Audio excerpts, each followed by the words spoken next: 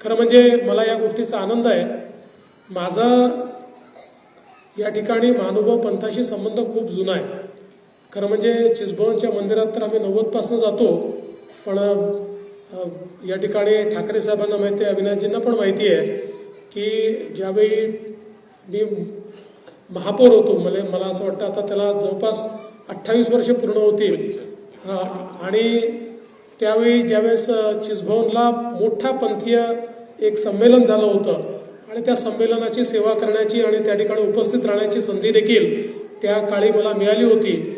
आणि तेव्हापासून सातत्याने आपल्या महानुभाव पंथाशी एक ऋणानुबंध तयार झाला आणि तो ऋणानुबंध आजपर्यंत कायम आहे. आणि मला माहिती आहे की जोपर्यंत मी जिवंत आहे तोपर्यंत महानुभाव पंथाशी असलेला ऋणानुबंध हा केवळ कायमच राहणार नाही, तर तो सातत्याने वाढत जाईल.